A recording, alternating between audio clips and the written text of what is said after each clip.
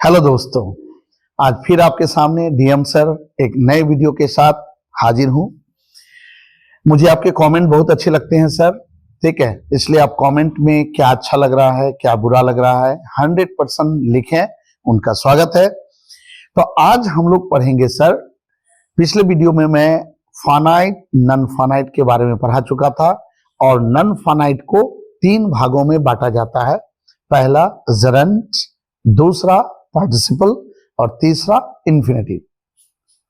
तो फानाइट और none finite क्या होता है, ठीक, और जिरंड क्या होता है, जिरंड का प्रयोग हम लोग किस रूप में करते हैं, इसके बारे में मैं विस्तृत वीडियो पिछला वाला वीडियो में बता चुका हूं। आज फिर भी हल्का सा झलक दे देता हूं। अब दूसरा पार्ट आज मैं पार्टिसिपल के बारे में पढ़ाऊंगा और आपको बताऊंगा। फिर भी हम लोग पहले ही बोलते हैं सर, आप एक चीज गौर किए होंगे सर कि मैं बहुत ज्यादा एग्जाम्पल्स नहीं देता हूं, ठीक, लेकिन उसका आपका डिस्क्रिप्शन में मैं उसका बहुत सारे एग्जाम्पल का पीडीएफ दे देता हूं। मैं ये चाहता हूं सर, क्योंकि मार्केट में बहुत सारी किताबें हैं और मैं खुद भी पीडीएफ में बहुत सारे एग्जाम्पल्स वगैरह दे देता हूं। चूंकि यहाँ समय की कमी रहती है, बोर्ड में जगह की कमी रहती है, इसलिए मैं बहुत सारे एग्जाम्पल नहीं देता हूं।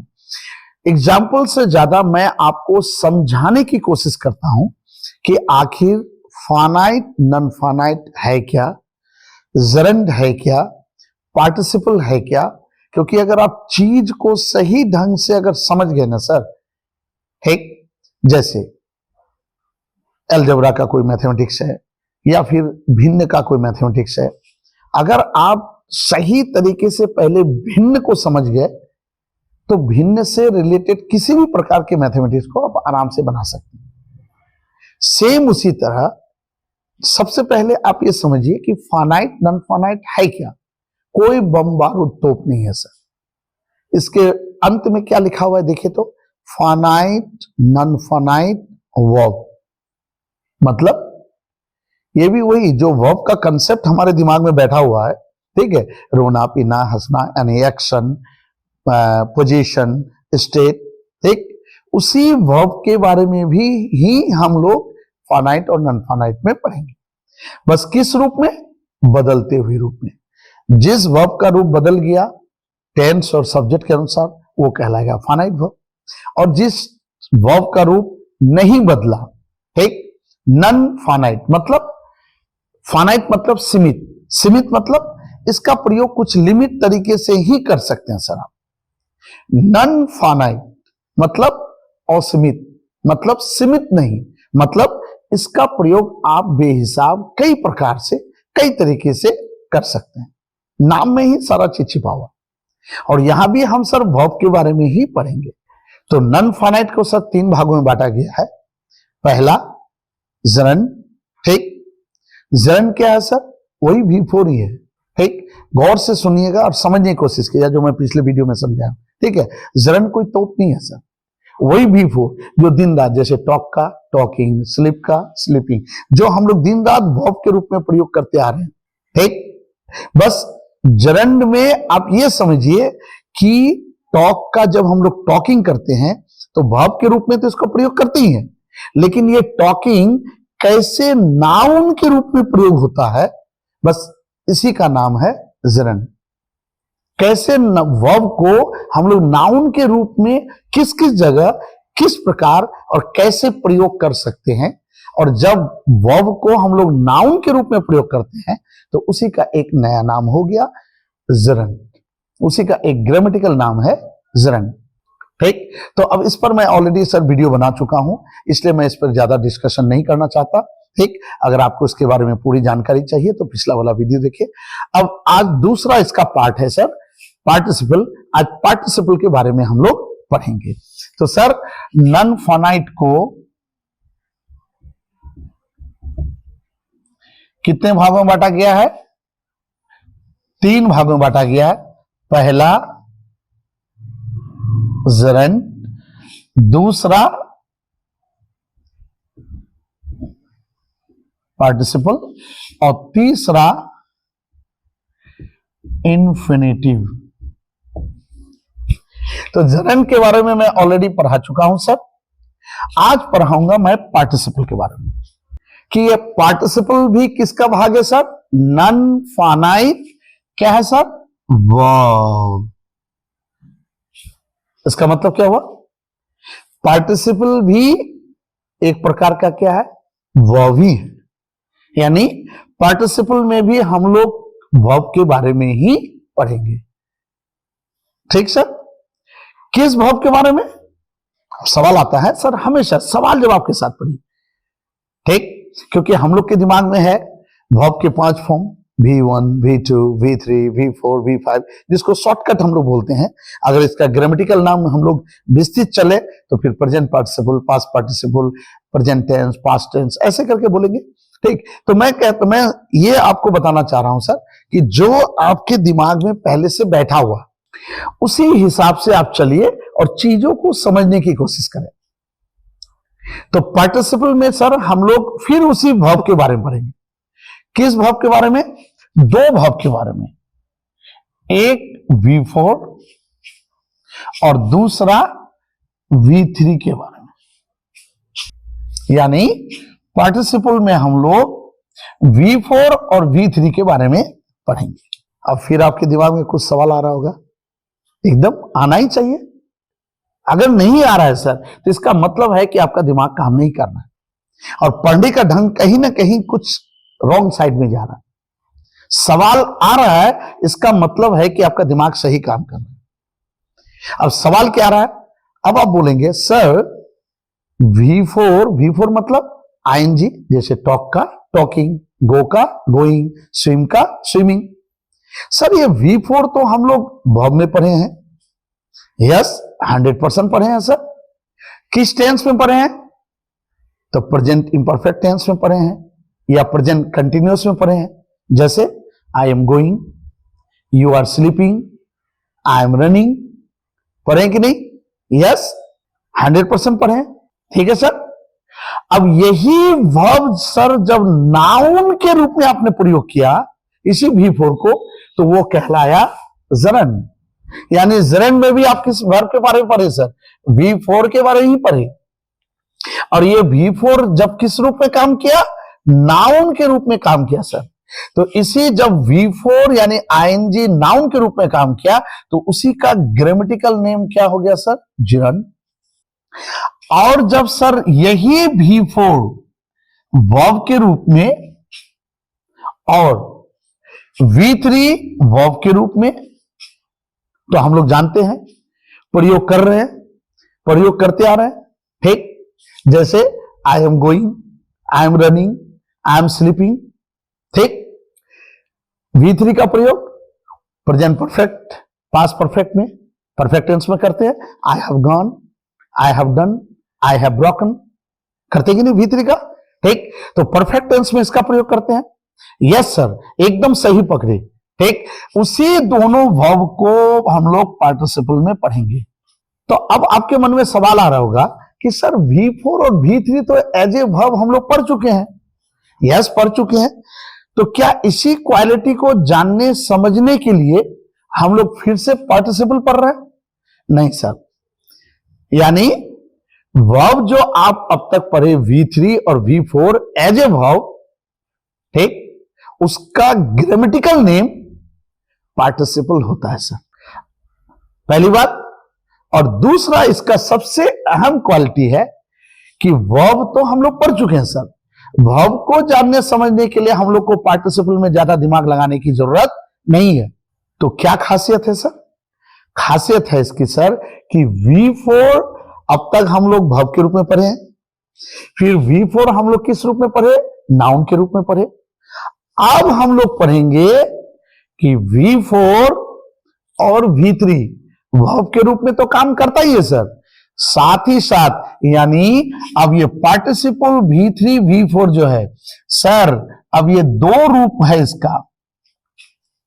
यानी वर्ब के रूप में तो प्रयोग करते ही हैं सर इन दोनों को हम लोग, ये कोई चमत्कार नहीं है। तो इसकी एक अलग खासियत क्या है? आज हम लोग पार्टिसिपल में स्पेशली पढ़ेंगे कि ये V4 और V3 एडजेक्टिव के रूप में भी काम करता है। यानी V4 की और V3 की पार्टिसिपल में डबल क्वालिटी के रूप में काम करेगा। एक अपना बाप दादा का जो खानदानी क्वालिटी है एज ए वर्ब, ठीक है, उसके रूप में काम करेगा। ठीक है, जैसे देखिए, जैसे V4 को लीजिए, पहले V4 as a verb, example लीजिए, जैसे आई एम गोइंग है। गोइंग क्या है सर? आपका मेन वर्ब है, V4 है। Yes, I am going, he is sleeping, he was going. Imperfect में, या फिर आप परफेक्ट कंटिन्यूअस पढ़े हैं, आई हैव बीन गोइंग या टॉकिंग, स्लीपिंग। तो यहां भी क्या है सर? V4 है। किस रूप में काम कर रहा है? वर्ब के रूप में काम कर रहा है। ठीक, अब हम लोग अब तक शॉर्ट नेम जानते आ रहे हैं क्या सर? V4 V4 V4, या बहुत लोग शॉर्टकट बोलते हैं ING। एक्चुअल में सर ये इसका ग्रामेटिकल नेम नहीं है। इसका ग्रामेटिकल नेम क्या है? शॉर्टकट में बोले तो ये दोनों यहां पार्टिसिपल है। अब कौन सा पार्टिसिपल सर?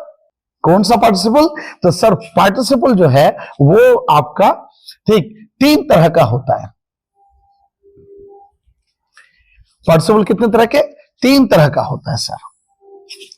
एक होता है प्रेजेंट पार्टिसिपल, दूसरा होता है पास्ट पार्टिसिपल, और तीसरा होता है परफेक्ट पार्टिसिपल। ठीक है सर, पार्टिसिपल को 3 भागों में बांटा गया है, प्रेजेंट पार्टिसिपल, पास्ट पार्टिसिपल और परफेक्ट पार्टिसिपल। आप ज्यादा घबराइए नहीं सर, इसका पूरा मैं खांचा एग्जाम्पल के साथ सारा चीज मैं डिस्क्रिप्शन में पूरा PDF डाउन दे दूंगा सर। आप या तो उसको डाउनलोड कर लें या वहां से देख के पूरा एग्जाम्पल अच्छा से समझ सकते हैं। ठीक है, यानी काम के हिसाब से पार्टिसिपल वर्ब और एडजेक्टिव 2 रूप में काम करता है। तो पहले मैंने V4 वाला लिया है सर एज ए वर्ब। तो I am going, I have been going, यानी प्रेजेंट टेंस, यानी प्रेजेंट कंटिन्यूअस और प्रेजेंट परफेक्ट कंटिन्यूअस में देखिए सर V4 आ रहा है। तो एक्चुअल में क्या है सर, ये जो V4 बोलते हैं, एक्चुअल इसका शॉर्टकट एक बोलने का तरीका है। एक्चुअल में ये कोई नाम नहीं है। तो अगर ग्रामर के हिसाब से देखें, ग्रामर की दृष्टि से देखें, तो इसका ग्रामेटिकल नेम है इस V4 का, इसको कहते हैं सर प्रेजेंट पार्टिसिपल। इसको भी कहेंगे प्रेजेंट पार्टिसिपल। बात समझ आई? यानी V4 को, यानी ING फॉर्म जब वर्ब के रूप में प्रयोग होता है सर, ठीक, तो उसी को कहा जाता है प्रेजेंट पार्टिसिपल। ठीक, अब आइए सर V3 को लीजिए एज ए वर्ब।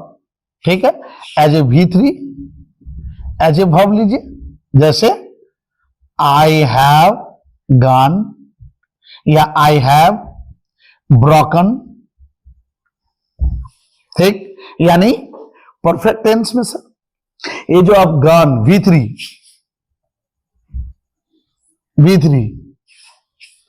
है सर। तो एक्चुअल में ये सर शॉर्टकट एक नेम है, हम लोग अपनी सुविधा के लिए, बोलने के लिए हम लोग बोल देते हैं सर V3। एक्चुअल में ये कोई ग्रामेटिकल V3 कोई ग्रामेटिकल नेम नहीं है सर।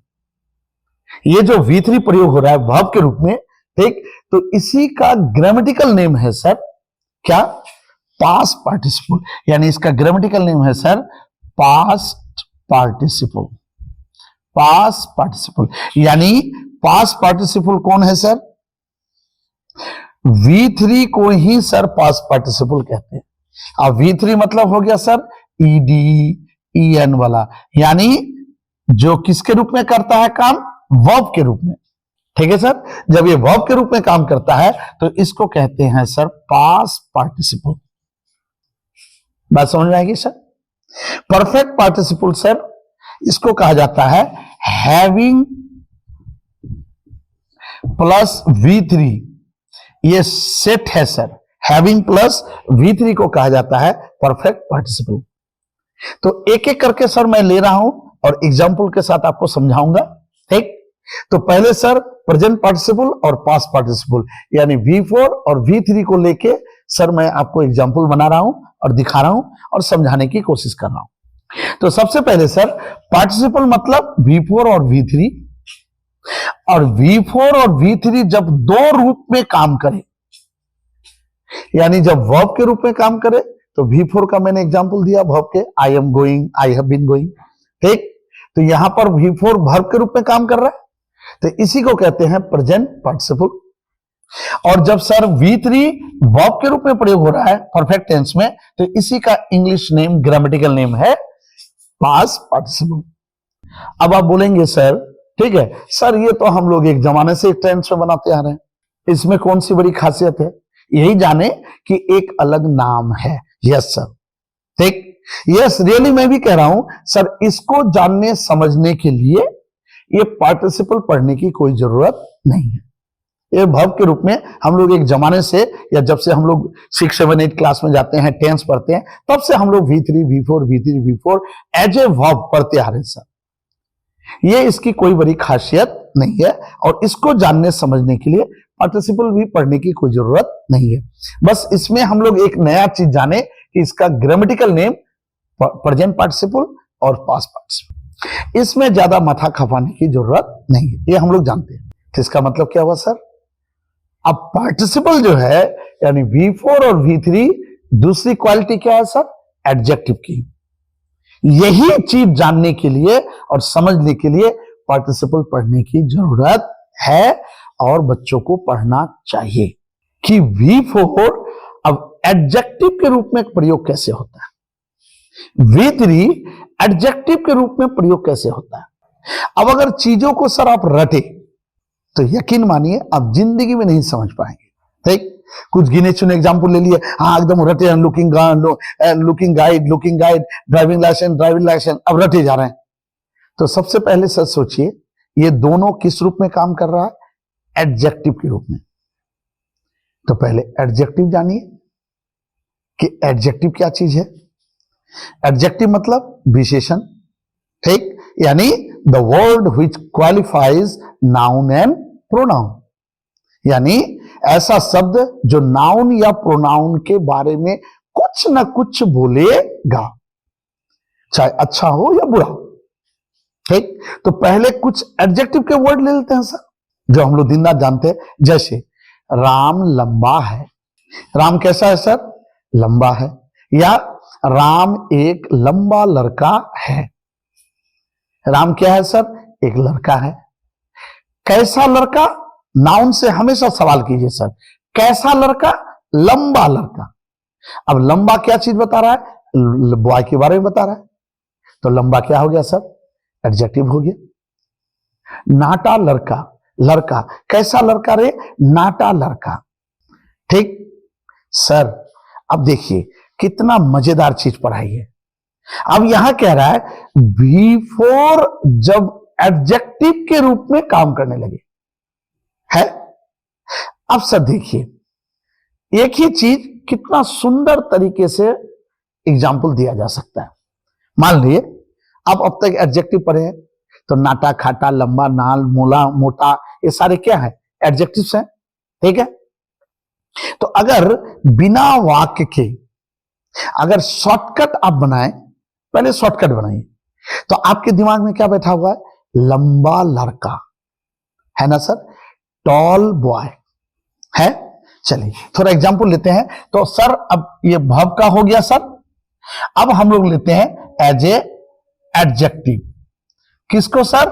V4 को, ठीक। अब आपके दिमाग में क्या बात बैठा हुआ है सर? टॉल क्या है? एडजेक्टिव है, तो टॉल से ही शुरू करते हैं, ठीक है। शॉर्टकट में लीजिए टॉल बॉय, ठीक। एकदम पढ़ाई मस्त चीज है सर, बस जहां समझ में नहीं आए सर आप हमको बोलिए, ठीक। लड़का ये क्या है सर? नाउन है। लड़के से सवाल कीजिए, लड़का कैसा लड़का रे? लंबा लड़का है ना, तो लंबा यहां क्या है सर? आपका एडजेक्टिव है, कोई शक? ठीक सर, ये जगह एडजेक्टिव का है, ये जगह नाउन का है। अब आप क्या कीजिए, नाउन को नाउन रहने दीजिए, ठीक है सर। अब दिमाग लगाइए, पार्टिसिपल कह रहा है तो पार्टिसिपल में कितने वर्ड आ रहे हैं? 2 वर्ड आ रहे हैं, एक V4 और एक V3। तो पहले V4 का काम तमाम कर लेते हैं, V4 से वाक्य बना लेते हैं। अब आपके दिमाग में आ रहा है, पार्टिसिपल कह रहा है यानी V4 कह रहा है, भाई मैं तो एडजेक्टिव के तरह भी काम कर सकता हूं, ठीक। अब एडजेक्टिव मतलब आपके दिमाग में क्या बात बैठा हुआ है? लंबा, नाटा, खाटा, मोटा, सुंदर, हेल्दी, ये सारे वर्ड क्या है सर? एडजेक्टिव है। तो सर ये जगह किसका है? एडजेक्टिव का है। तो अगर सर इस जगह में इस वर्ड को हटा के अगर हम मीनिंगफुल, देखिए सर इस बात पर गौर कीजिएगा, जो मन वो वर्ड नहीं सर, हर भव नहीं, ठीक। ऐसा नहीं जो मन हुआ सब भर V4 घुसा दिए और सब एडजेक्टिव, ना ना ना ना ना, हर V4 एडजेक्टिव नहीं बनेगा सर। यानी A to Z भव कम से कम 10,000 भव है, और आप बोलेंगे कि सर 10,000 भव एडजेक्टिव की तरफ V4 एडजेक्टिव हटा देंगे और एडजेक्टिव के जगह में हम V4 दे देंगे तो वो एडजेक्टिव की तरह काम करेगा? ना सर, उसका एक मीनिंग सटीक, अच्छा, सही होना चाहिए, तभी वो एडजेक्टिव की तरह काम करेगा, ठीक। तो पहले एडजेक्टिव देते हैं। तो अब सर सोचिए, बॉय को बॉय रख दिया मैंने, अब बॉय क्या है? नाउन है, ठीक। अब सर उसके पहले टॉल, ये जगह किसका है? एडजेक्टिव का है। अब सर दिमाग लगाइए, ऐसा अगर V4 हम यहां दें जो इस बॉय की खासियत को बताए, तो सर बताइए वो वर्ड एडजेक्टिव की तरह काम करेगा कि नहीं? क्योंकि जगह किसका है सर? एडजेक्टिव का है। अब बॉय कैसा लड़का रे? लंबा लड़का। तो लंबा क्या कर रहा है? बॉय की खासियत बता रहा है, तो ये क्या हो गया? एडजेक्टिव हो गया, विशेषण हो गया। तो अगर ये जगह में हम ऐसा V4 दें, यानी ऐसा ING वाला वर्ड दें जो कि लड़के की खासियत बताए, तो बोले वो वर्ड, ठीक है, नाउन एडजेक्टिव की तरह काम करेगा कि नहीं? समझ में नहीं आ रहा? बस मैं एग्जांपल दे रहा हूं, एकदम क्लियर हो गया। जैसे टॉकिंग बॉय,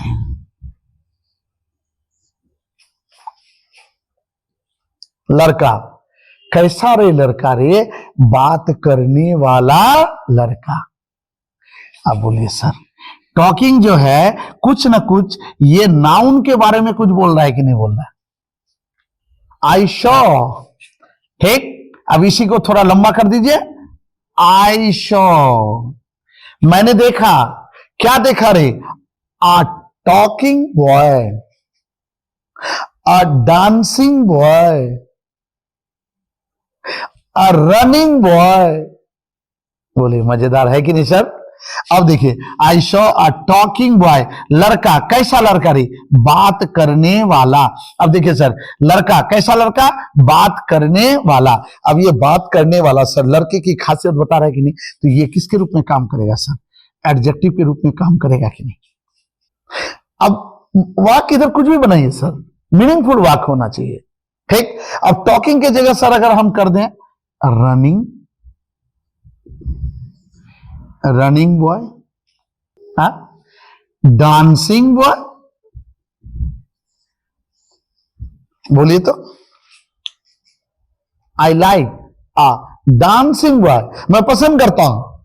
अब बॉय, लड़का, कैसा लड़का रे? डांस करने वाला। लड़का कैसा रहा? लंबा लड़का। लड़का कैसा लड़का? नाटा लड़का, लंबा लड़का, ठीक है, मोटा लड़का। लड़का कैसा रे? डांस करने वाला लड़का, दौड़ने वाला लड़का, running boy, sleeping boy, dancing boy, running boy, talking boy, ठीक। क्या दिक्कत है सर? बोले मीनिंग सिर्फ सटीक और सही होना चाहिए, बोलिए, अब जो है यहाँ टॉकिंग, रनिंग, डांसिंग, ये जो V4 है सर, ये सारे क्या है? V4 है, ठीक है। अब ये V4 तीनों जो है सर, ये लड़के की खासियत को बता रहा है कि नहीं? और जब नाउन, लड़का क्या है सर? नाउन है, और जो जो वर्ड नाउन की खासियत बताएगा वो क्या कहलाएगा सर? हमेशा एडजेक्टिव कहलाएगा। तो ये यहाँ किस रूप में काम कर रहा है सर? एडजेक्टिव के रूप में काम कर रहा है। तो V4 एडजेक्टिव के रूप में काम कर रहा है कि नहीं सर? वाक्य जैसा बनाना है, जिस टेंस से बनाना है, एक मेन वाक्य उसके आगे दे दीजिए। I like, I show, I cot, I found, जैसा मर्जी आपको बोलिए। है पढ़ाई मजेदार सर? ठीक। इसी स्पेशल क्वालिटी को जानने समझने के लिए हम लोग क्या पढ़ रहे हैं सर?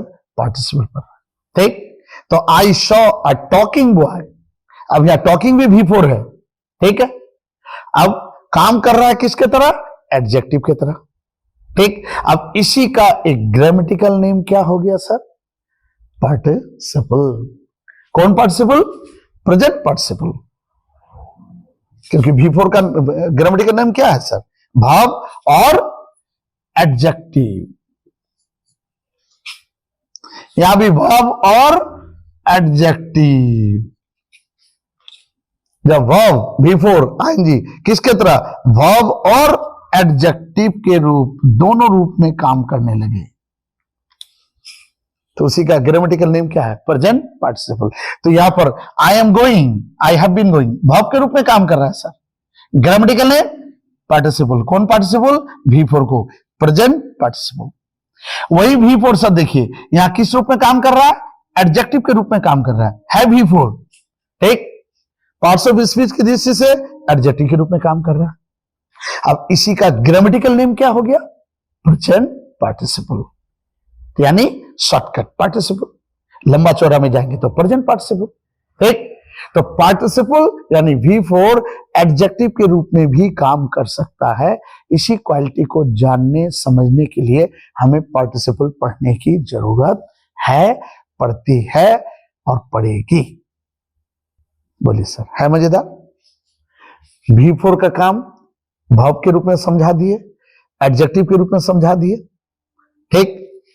अब आइए सर, अब यहां पर आइए V3, ठीक है। अब यही ले लेते हैं सर, V3 एज ए एडजेक्टिव, ठीक है सर।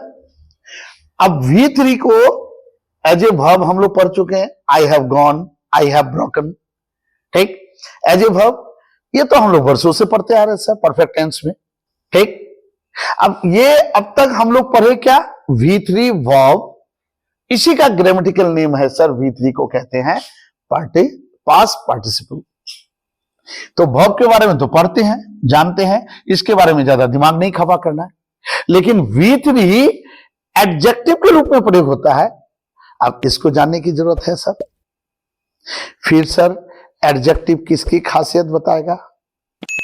नाउन या प्रोनाउन की। दिमाग लगाइए इस सेंटेंस के सर। V4 एडजेक्टिव की तरह काम करने लगा सर, कब?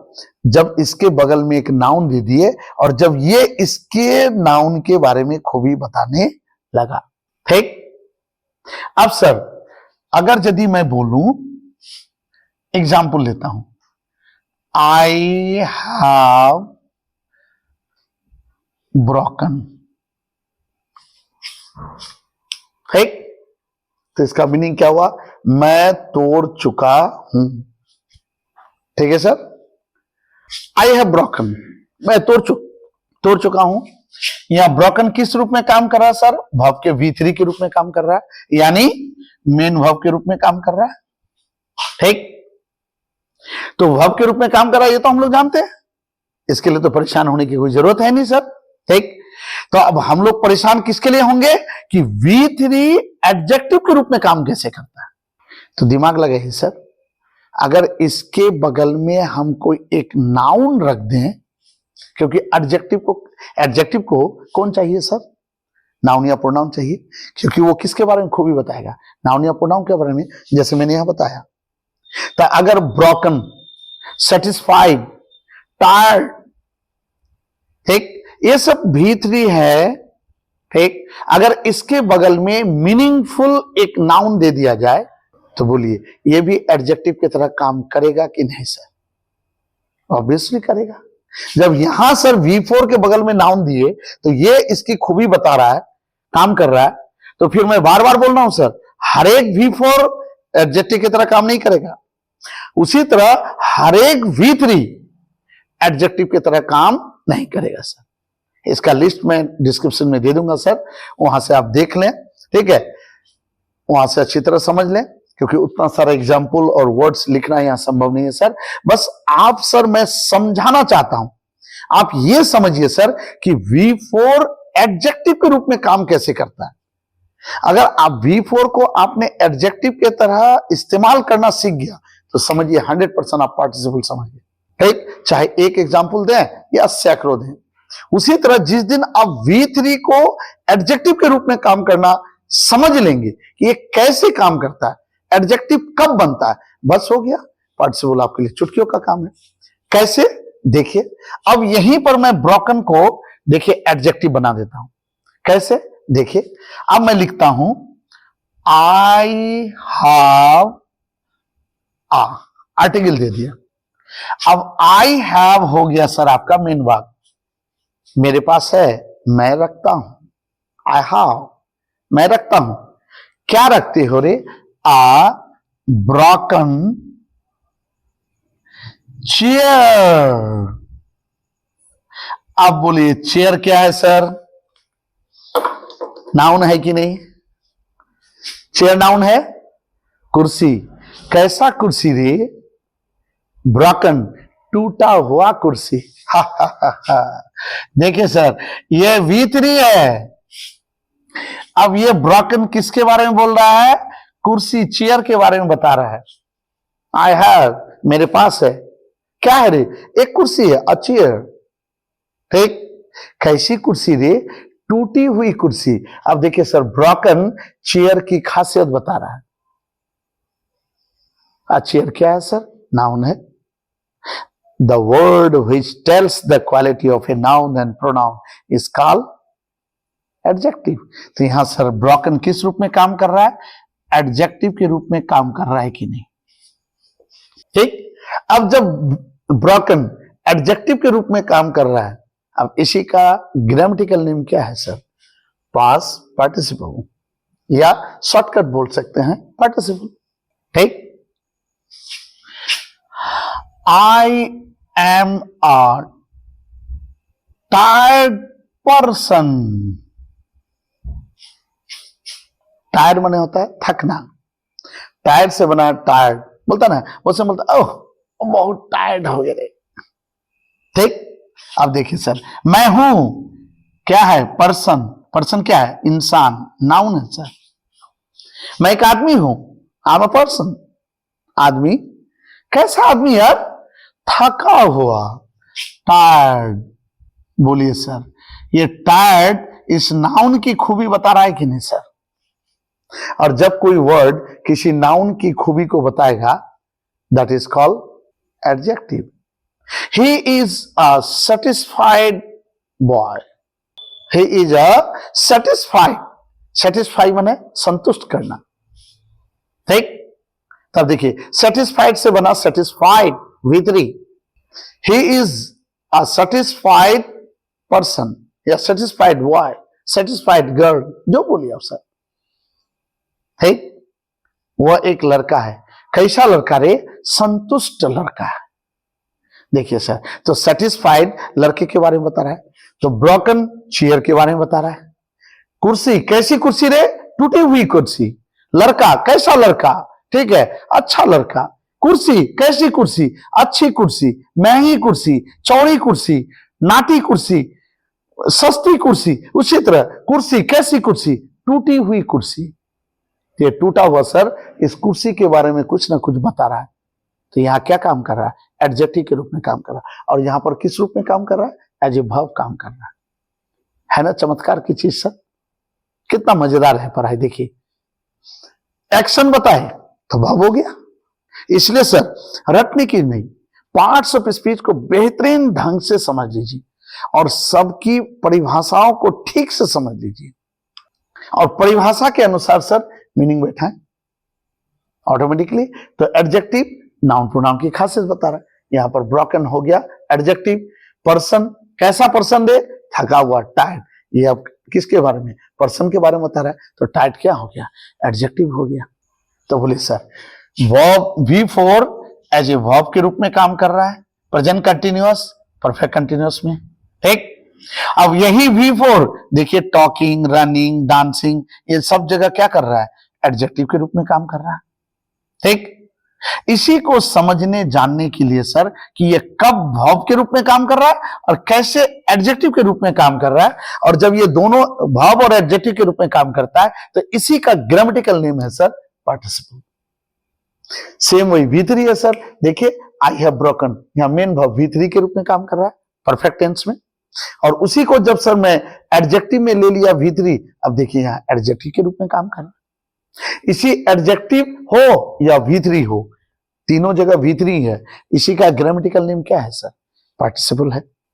इसी चीज को समझने जानने के लिए हमें पार्टिसिपल पढ़ने की जरूरत है। तो V4 को हो गया प्रेजेंट पार्टिसिपल, V3 हो गया सर पास्ट पार्टिसिपल, ठीक। एकदम पिक्चर क्लियर सर, है ना मजेदार चीज। अब आइए चुटकियों में, हैविंग प्लस V3, ठीक।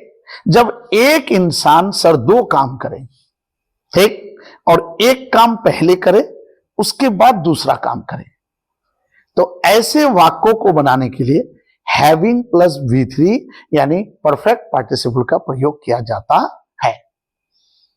जैसे मैं खाना खाया, उसके बाद मैं सोने गया।